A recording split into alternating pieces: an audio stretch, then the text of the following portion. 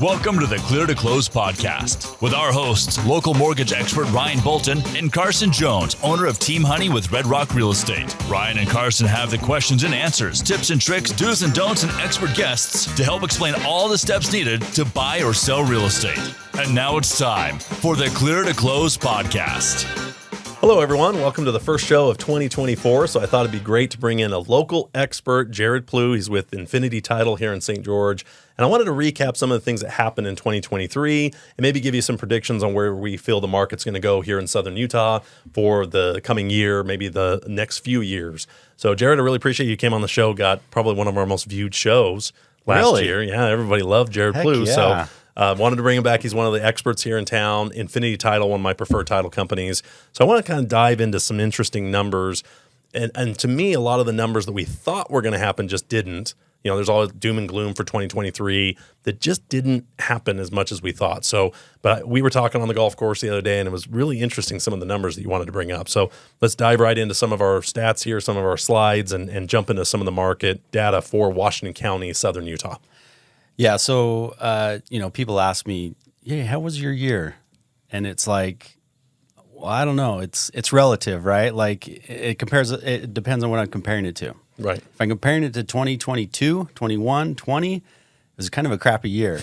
Yeah. But if I'm comparing it back to like 2010, 11, like, when it was really bad, it was a good year. Right. So you can't just say, it was a bad year, it was a good year. It's like, well, what are we comparing it to? So that's kind of what we want to do. If we look at slide 5 on here, this is total sales and total loans in Washington County, just to kind of let you know where I got this data from. This is straight off county record. So loans is the trust deeds that were recorded with the county, and then sales is just transfer deeds that were recorded with the county.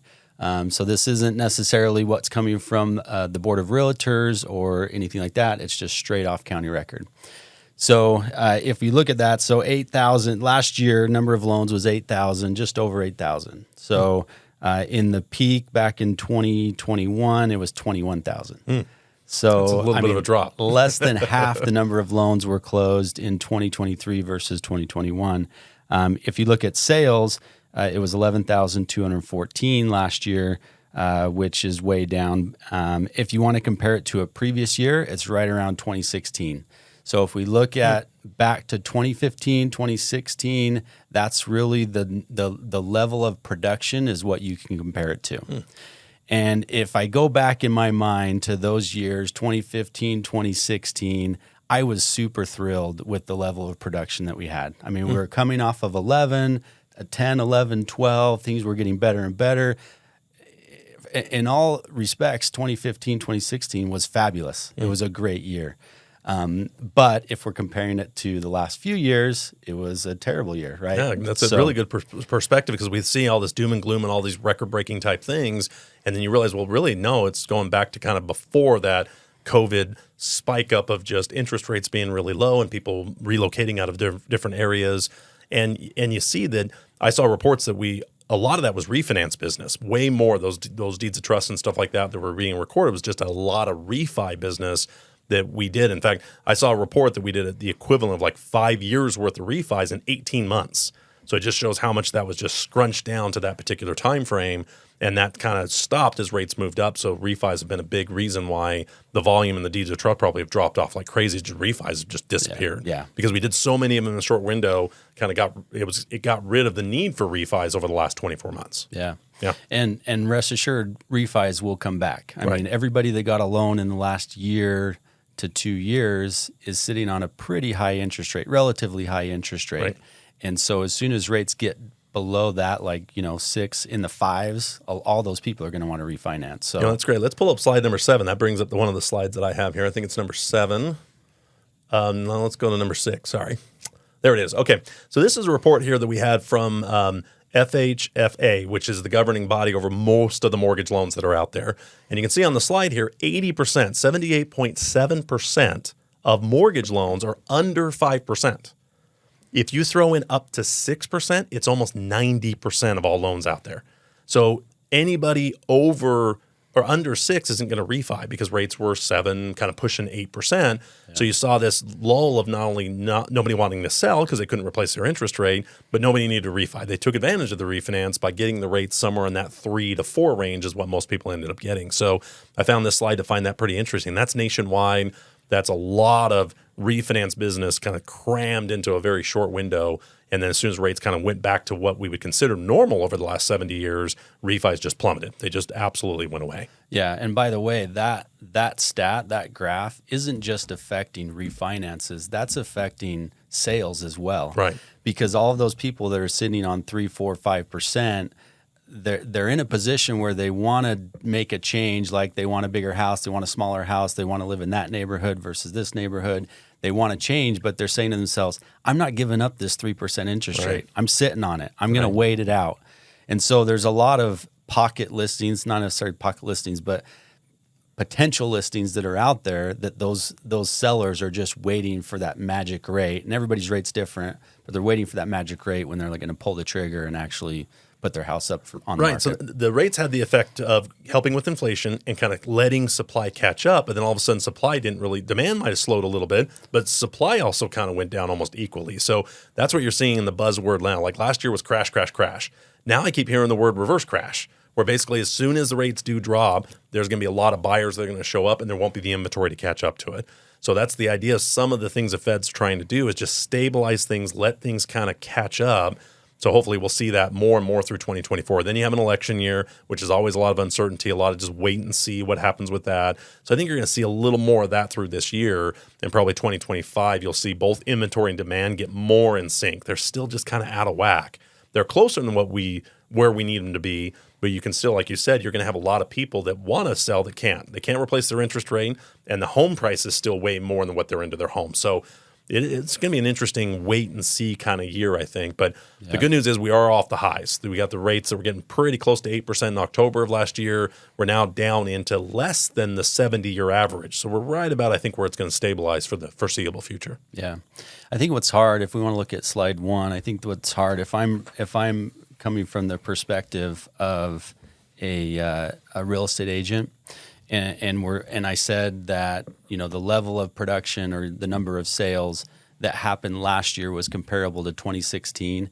Well, this graph shows you the number of realtors in Washington County over the last 20 years.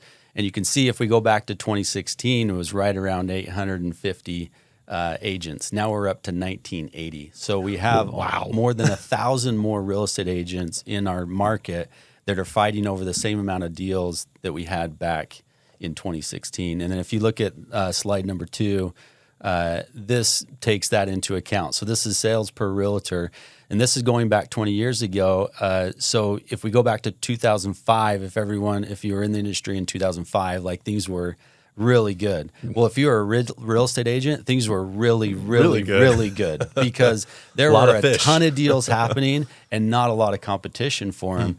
And you fast forward all the way to last year, it was 5.7. So for every deal that was there was every 5.7 deals for one agent. And that's per year. Yeah, so that's for the year. That's for the year. That's incredible. Yeah. And that's what I always thought about St. George. I moved from other areas. There's a lot of real estate agents in southern Utah. And even the National Association of Realtors posted that less than one deal for the entire year last year for their members. There's obviously going to be that 80-20 rule. 20% are going to do 80% of the business in almost any industry. But you definitely see that number probably going to 90-10, maybe 95-5. Yeah.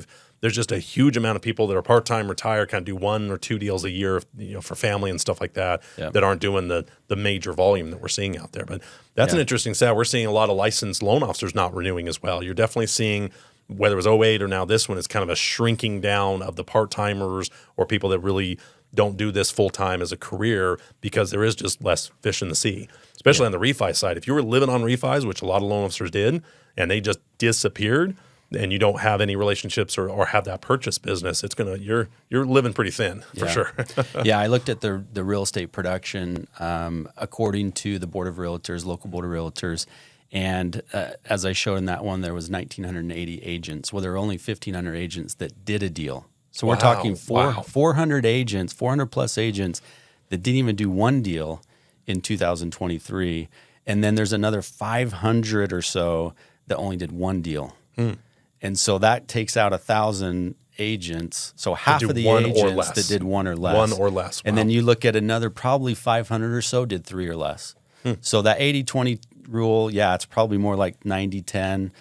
But that's what's crazy about 2023 is I talked to one agent and he's like, that's the best year I've ever had. And then I talked to another agent, it's like, that's the worst year I've ever had. And so it's just, again, it's just all relative. That's interesting to see. I didn't realize we had that many. I remember we had like 1,500 agents, and I always said, why do we have 1,500 agents? So jumping up to 1980, that's a lot of agents for, like you said, how many listings there are, even homes that are for sale. They're just kind of waiting for maybe rates to dip. And like I said, everybody has a different number. If they're at 3%, maybe they'll wait till rates get to 4%, which maybe they never will. But I think the consensus, that 6 in front of the number really helped the market at the first of the year. We already see applications up. People are at least willing to kind of take a look at the first of the year and just realize the worst may be behind us on the interest rates. But then I always hear if it get 5 in front of that number, there'll be a whole new wave of people, even if it's 5.99999, right up to that number. If 5 gets in front of it, a lot of the people that are at that 3 to 4 rate will say, okay, now it's worth maybe making that upgrade to bigger house, downgrade, move to a different school district, whatever the reasons are to move. You'll start seeing that kick up as well. So, yeah. It'll be interesting to see what happens in the realtor world. I mean, there's the big lawsuit, class action lawsuit. Regarding the seller paying for the buyer's agent commission. So there's talks of how that's going to affect things. But in my opinion, there are too many agents. I think that it needs to be fixed. There needs to be a greater barrier to entry. And what that barrier to entry is, I mean, I don't know what the answer is, whether the dues need to be tripled or quadrupled or something like that. It's got to be, in my opinion, it's got to be at least the cost of doing one deal. And if it's the cost of doing a commission on one deal, then I would think that everyone that's doing one deal or less is gone. Right. And they just don't renew. And it's interesting. In my business, I can't imagine only doing that many deals. I mean, you have to stay on top of so many things that are changing with underwriting guidelines. It's very difficult to do one loan. Not only just don't make the commissions that a real estate agent makes, but it's also very, very difficult to stay on top of all the loan changes and everything that's changing without having that type of thing. But you think it's an educational thing that if they have to kick up, that's what I worry. If you're only doing one deal a year, you can't be on top of everything that changes as much as just being in the business and actually being the full-time career-oriented people. Because it does seem like real estate agents have more part-timers than probably most industries that handle such a large transaction. I mean, it's one of the most important transactions you'll do is a mortgage or real estate or a purchase. So it is just important to pick the right team or the right real estate agent. Yeah, we learn as we do. Like when we're doing it, that's when we're learning the most, right? And so if you have a real estate agent that's doing one deal a year or one deal every other year, there's no way he could be going to all the classes he wants, but if he's not in it, doing it, right? And in my opinion, it's what's best for the consumer. Because you don't want to be represented by an agent that's doing one deal every other year, and what do you even think a few deals every year. It seems like that's a lot of family type stuff. It's like a family, or they're selling their own home. I see a lot of them all of a sudden they haven't had a license active. All of a sudden pops up activated owner agent is listed. They're listing their own home to either get it out on more eyeballs on it or to reduce their own commissions or playing on the sale of their own home. Yeah. So you mentioned that lawsuit. That's going to be a big thing that's going to play out on who ends up paying for the buyer's agent commission is under scrutiny more than it's ever been in my entire career. It was always something where that's just kind of the listing agent's actually paying the buyer's agent, but ultimately the sales price is paying it. Right. And I saw one of the things that's a big reason on the lawsuit of why they're able to go after it is who ends up actually paying that. Not only is the seller who's basically paying for both people to negotiate against him, but also the title company gets instructions to just pay that agent directly. It's not going to the seller's brokerage, then to the buyer's brokerage. Right. They're paying it off of the settlement statement to avoid that accounting and avoid that money coming in and getting checks and stuff like that. So that was a big linchpin that you saw in the lawsuit that said, wait a minute, when the money does get paid, who's actually paying it? It's not being paid to the listing agent, right? Yeah. It's getting all to the title company, and then they're cutting 2 checks or 3 or whatever it is to the broker or to the agent. So that was where the plaintiff in this case was basically saying, nuh-uh, you're having it paid directly to avoid the cost of accounting for that.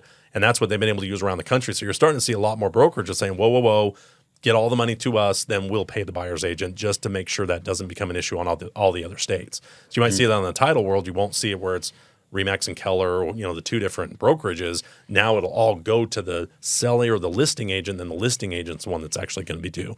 So who knows if the broker is going to say, well, that's on the agent to deal with that accounting and the 1099s and the tracking of all that, or if it's going to be that. So you can see this is going to have a shakeup that's probably going to affect the industry for better or for worse coming down for the next little bit. We went through loan officer compensation changes like crazy after 2008, and we've really never seen this kind of potential change to the way that real estate agents work. So yeah, it'll be interesting to see how it plays out, because a lot of times those brokerages are proactive and they kind of see how it's going to change and they change it before they need to. Right. And then some are just going to wait till they're forced to make that change. Right. And I think it's state by state. Every state's going to handle a little bit differently. One other thing I wanted to bring up is there's this big thought we were going to have foreclosure. So I want to look at some of the numbers we have for notice of defaults, which is the first step in foreclosure. So if you're going through a foreclosure, the lender will send out what's called an NOD, or notice of default. There's a 90-day waiting period before it actually goes into foreclosure.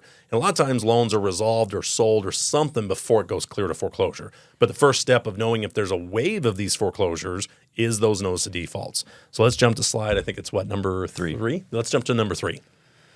Yeah, so this shows notice of defaults and foreclosures, notice of defaults in red, so the line above, and foreclosures below. And they're always less. You're never going to see more notice of defaults, or more foreclosures than notice of defaults, obviously. Yeah, it's usually about 50%. Right.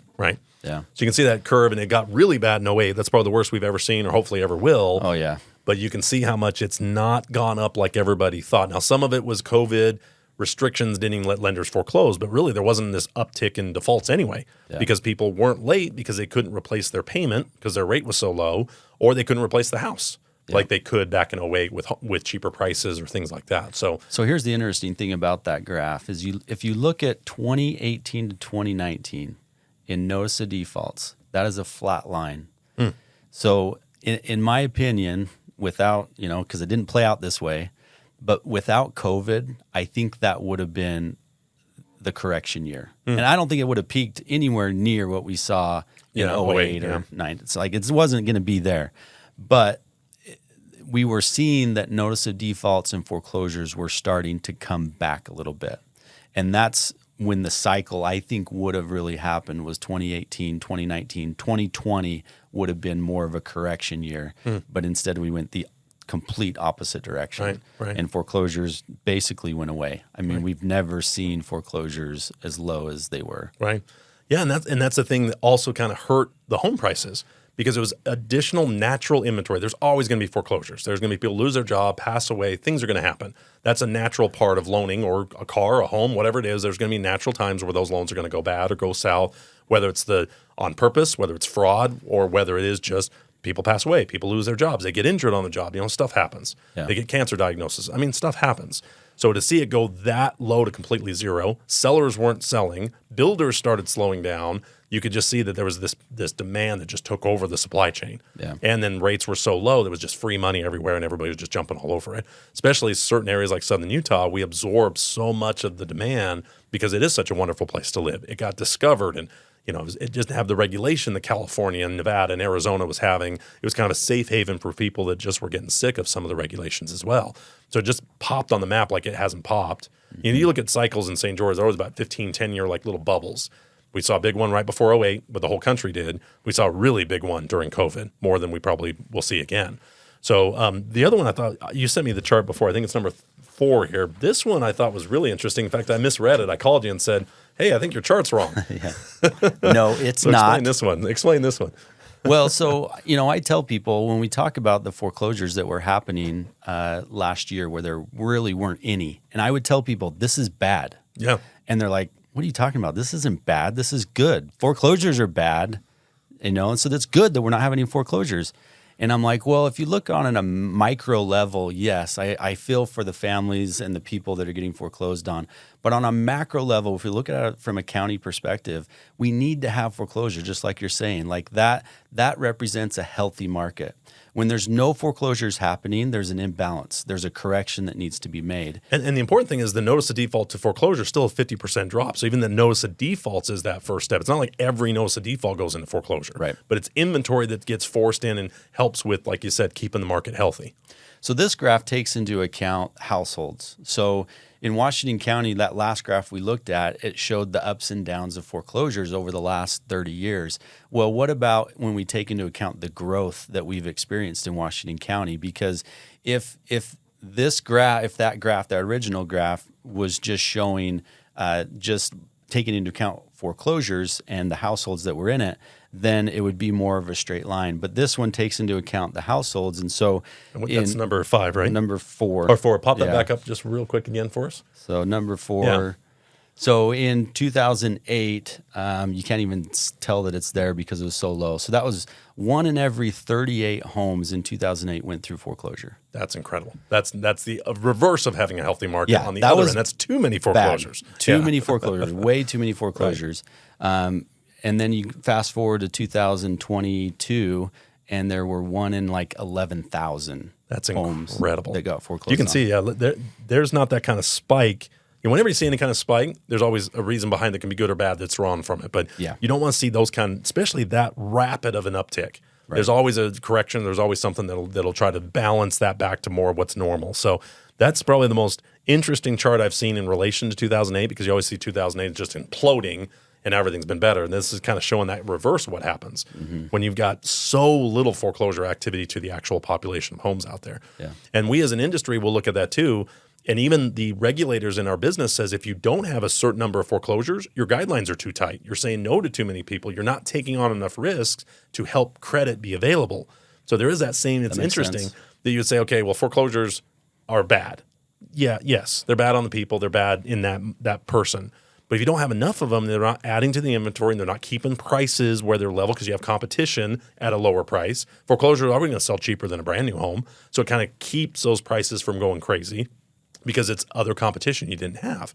And it's something where if nobody's getting foreclosed on, then maybe we're saying no to more loans and credit availability is starting to shrink. So I thought that was a really interesting chart to the point where I called you and said, hey, I think your chart's wrong. It's a different look at it, but it's beneficial to take that into account. And if we look at the number of foreclosures that happened last year, so we averaged 2.5 foreclosures per month. Wow. And that's a record by as far back as you can probably find it. Yeah. It's zero. That's effectively zero. Yeah, pretty much zero.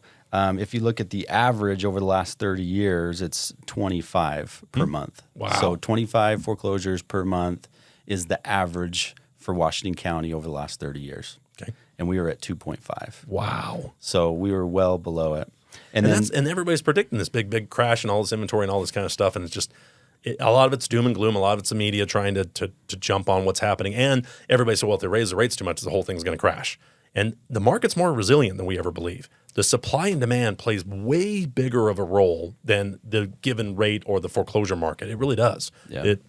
It really does come down to supply and demand much more than anything else. Yeah, the only reason that there would be, this imminent influx of foreclosures would be if there was some kind of government entity controlling it. So like if there was, because we had the moratoriums, during COVID where banks couldn't foreclose. They just weren't allowed to. But that ended long ago. And I think even if that wasn't there wasn't a ton of foreclosures anyway. So it's not like it was now it's certain there's going to be pockets. I'm sure there was pockets where it was affecting people more. Maybe they're at I remember there was a plant that was doing a bunch of I think it was chickens or something like that. An entire plant had to shut down, which shut down the whole city. So I'm sure there was definitely pockets of that needed that protection, but most of them didn't need it because people were still able to make their payment. It was cheaper than replacing it with rent or another home. Where 2008, they were upside down. They didn't put any money in. Their payment could be cheaper on another house. They just walked away. So many people just said that. In fact, it used to call buy and bail. So where basically while your credit was good, you buy the house at a cheaper rate, cheaper payment, all this, and just let this one go because you were upside down. Yeah. So they had the programs to try to help prevent that with underwater loans and all that kind of stuff. So we're not seeing anything near that type of thing. No, pretty much everybody has equity. I mean, the only reason you wouldn't have equity is if you bought in the last year or so. Right. And you might even still have a little bit of equity. Right. I think it went up 2020 5.25%, I think, which was better than they thought. They thought it would be a negative or even just a base year. Most of the reports I saw was about a 5% growth even, which is still even a little above what you thought would happen. Everything beat what they thought. All the predictions were a lot more doom and gloom. And I think we're going to see a little more wait and see. Some of this stuff's still working itself out a little bit, but it was much more of a soft landing than anybody thought, which is what this is designed to do. There's still smart people that are behind this with raising the rates and kind of curbing and keeping an eye on things. They get it wrong, they get it right. But I think that was the idea of what they did with raising rates. Just let things catch up, slow down. It was way too hot. Let's let everything kind of catch up. And I think that's what this year is going to be. It's kind of a wait and see year. So we did see rates peak around 8% right around October. I think as of recording this, we're around 6.5%. And I think that's where you're going to see things level off. So we got about 20 seconds left. What's your prediction for 2024? My ideal 2024 is the same as 2023.